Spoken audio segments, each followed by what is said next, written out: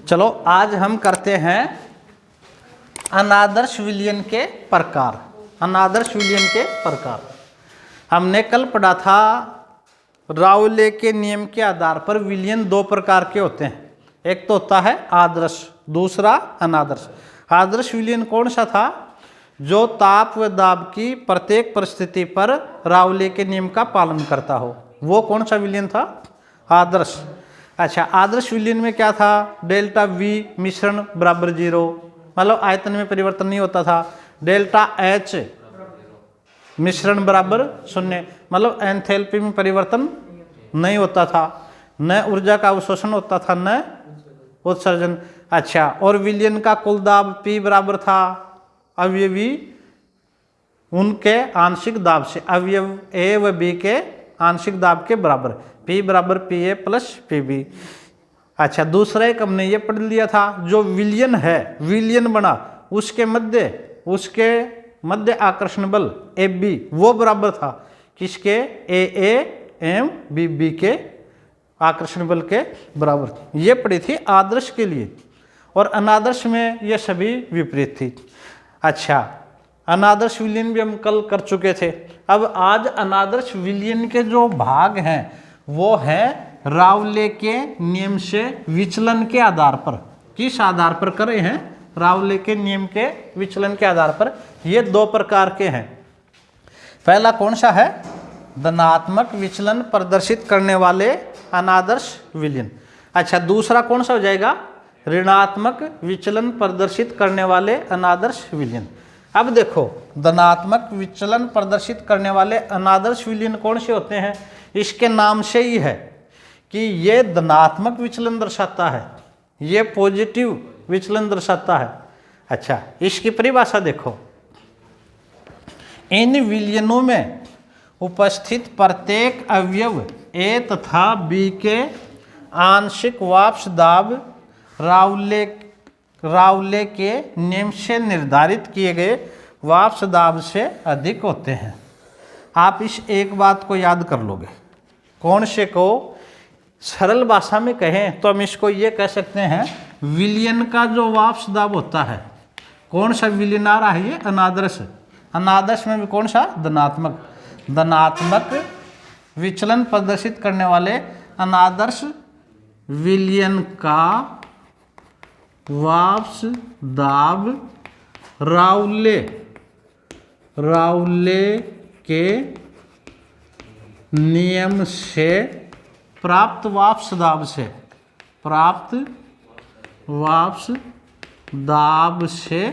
अधिक होता है। तो बिल्कुल आपको याद हो जाएगा, मतलब इसमें विलयन का जो वाष्प दाब है ना, वो अधिक है किससे? जो हम राउले के नियम से ज्ञात करते हैं, इसीलिए ये क्या हो जाता है? धनात्मक। अच्छा, तो एक बार आप सभी बता दो, परिभाषा बता दो, ये परिभाषा बता दो। विलयन का वाष्प दाब राउले के नियम से प्राप्त वाष्प दाब से अधिक होता है, वह विलयन कौन सा कहलाता है? धनात्मक विचलन प्रदर्शित करने वाला अनादर्श विलयन। अच्छा, इसकी विशेषता देखो, इसमें डेल्टा एच मिश्रण, इसका मान 0 से अधिक होता है, अर्थात डेल्टा एच क्या हो गया? पॉजिटिव। और जहाँ एंथैल्पी धनात्मक होती है वो कैसी विक्रिया होती हैं? ऊष्मा शोषी। ऊष्मा शोषी कौन सी विक्रिया होती हैं? विलयन बनते समय ऊष्मा का अवशोषण होता है, इनमें वातावरण से ऊष्मा का तंत्र की तरफ अवशोषण होता है। दूसरा देखो, डेल्टा वी मिश्रण ये अधिक होता है किससे? 0 से, अर्थात डेल्टा वी मिश्रण इज इक्वल टू पॉजिटिव, मतलब आयतन में वृद्धि होती है। जैसे हम विलयन बनाएंगे, विलयन बनाने पर आयतन में क्या होती है? वृद्धि होती है। तीसरा पॉइंट देखो, ये पॉइंट इसकी परिभाषा में दे रखा है, ये वाष्प दाब अधिक होता है। ये तो है विलयन A, जो विलयन था ना, द्रव A, उसका वाष्प दाब, और यही जो वाष्प दाब ये अधिक है, ये राउले के नियम से प्राप्त वाष्प दाब था। ये जो राउले के नियम से हमने वाष्प दाब प्राप्त किया, उससे इसका अवयव A का वाष्प दाब अधिक है, इसी तरह B का है। अच्छा, अब ये प्रश्न अच्छा है, पॉइंट अच्छा है। इसी पॉइंट की वजह से, इसी कारण की वजह से ये अभी आपने पढ़ा ना, वाष्प दाब अधिक होता है। इसके कारण होता है, क्यों होता है कि जो विलयन बना एफ बी, विलयन के मध्य आकर्षण बल एफ बी आकर्षण बल हुआ, ये कम होता है। किससे? द्रव ए है तो उसका ए आकर्षण बल एवं द्रव बी के आकर्षण बल से कम। तो ये जो हमारा विलयन बना उसका आंतरिक जो आकर्षण बल है, या इसे अन्योन्य क्रिया भी बोलते हैं, उसका मान कम होता है। कम होने की वजह से ही इसका वाष्प दाब क्या होता है? अधिक होता है। यदि हम इसका ग्राफ खींचे दो अवयवों के लिए, अवयव ए व अवयव बी के लिए, तो हम इधर तो लेते हैं मोल अंश, इधर लेते हैं वाष्प दाब। अच्छा, अब देखो यहाँ अक्ष ए, जो अवयव ए है, हम एक नियम पढ़ चुके हैं मोल भिन्न अंश में। मोल भिन्न अंश की परिभाषा थी किसी विलयन में उपस्थित सभी अवयवों का मोल अंश का मान 1 होता है। तो यह अक्ष 1 का जो मोल अंश है 1 है, तो अक्ष बी 0 है। इधर चलेंगे तो ए का अक्ष ए का घटता जाएगा, ये 0 हो जाएगा, और अक्ष बी जो 0 था ये बढ़ता बढ़ता 1 हो जाएगा। तो इनमें ये ग्राफ खींचते हैं तो हम ये देखते हैं ये विलयन का वाष्प दाब है, विलयन का वाष्प दाब है, ये बी का वाष्प दाब है, ये ए का है। तो ये विलयन का वाष्प दाब है इस आदर्श स्थिति से अधिक है, तो विलयन का वाष्प दाब में वृद्धि हो जाती है। यही कैसा होता है? धनात्मक विचलन प्रदर्शित करने वाला अनादर्श विलयन। अच्छा, एक आप इसके उदाहरण याद कर लोगे।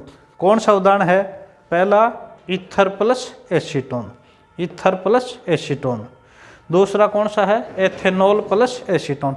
अच्छा, इनका वाष्प दाब अधिक क्यों हो जाता है? इस उदाहरण से सुनो। ये जो एथेनॉल है ना, एथेनॉल, इसमें हाइड्रोजन बंध पाया जाता है, और हाइड्रोजन बंध बनने से आकर्षण बल अधिक हो जाता है।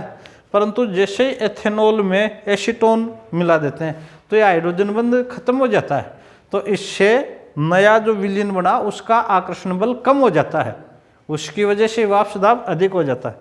तीसरा उदाहरण कौन सा है? Benzene plus methanol, benzene plus methanol. तो ये हो गया हमारा कौन सा? धनात्मक विचलन प्रदर्शित करने वाले अनादर्श विलयन।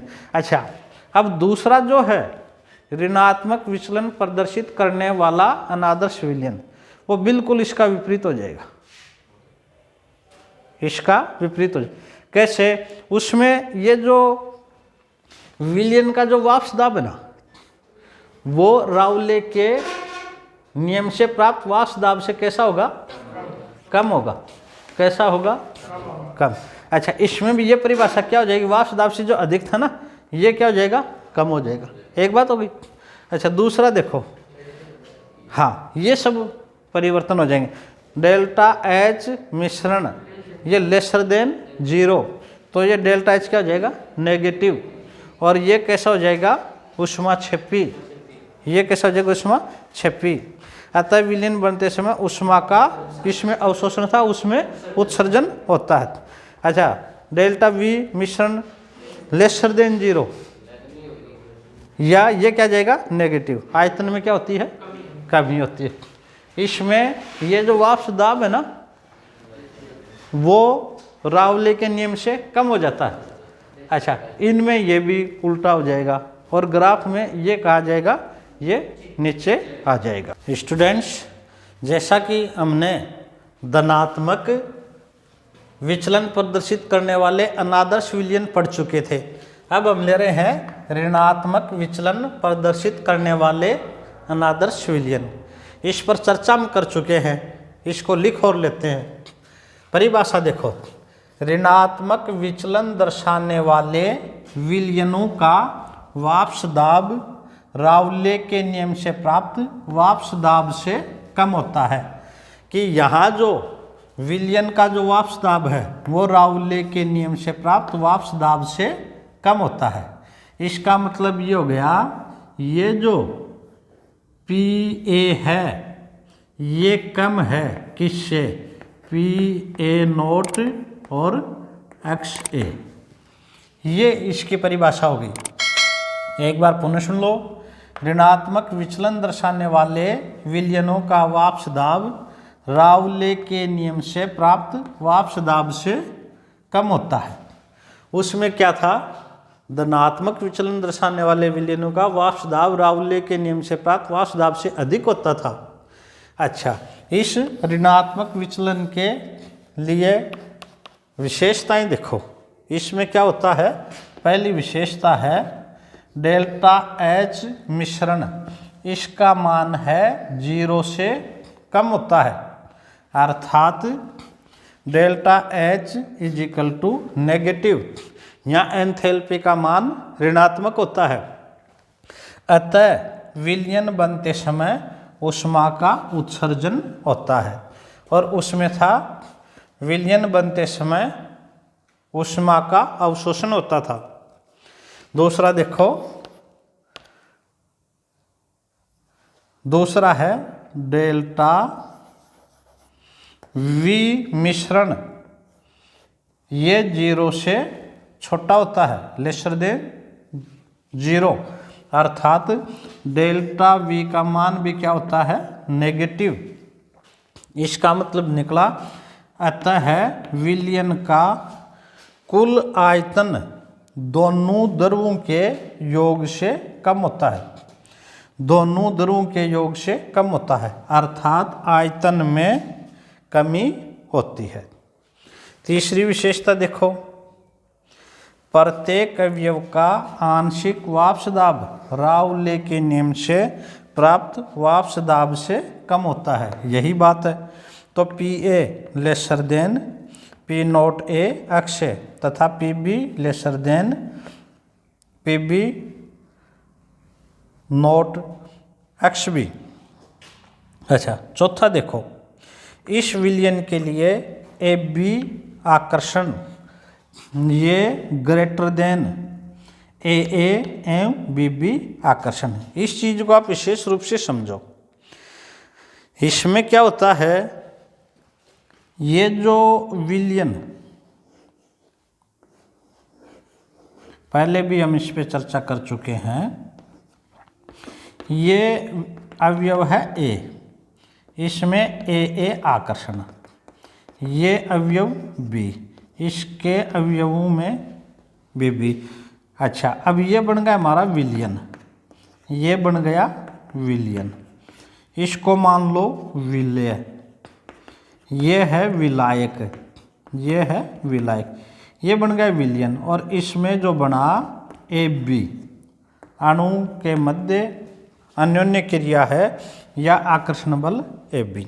अब यहाँ इसकी विशेषता यह है, इस विलयन के लिए ये जो विलयन का आकर्षण बल है वह अधिक है विलय एवं विलायक के आकर्षण बल से।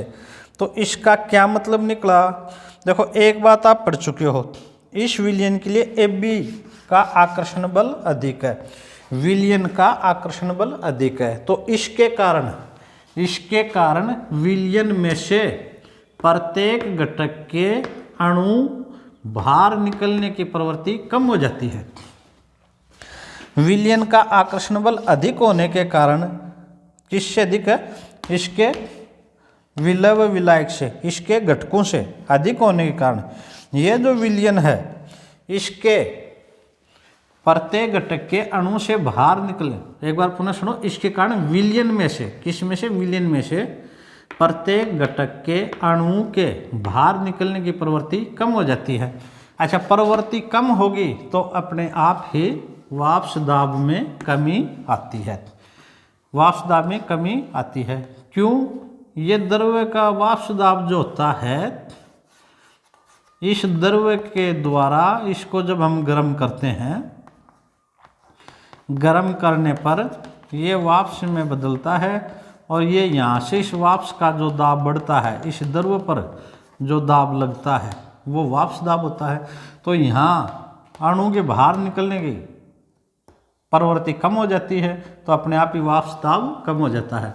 इसके कारण विलयन में से प्रत्येक घटक के अणु के बाहर निकलने की प्रवृत्ति कम हो जाती है, अतः वाष्प दाब में कमी आती है। इसका डायग्राम देखो,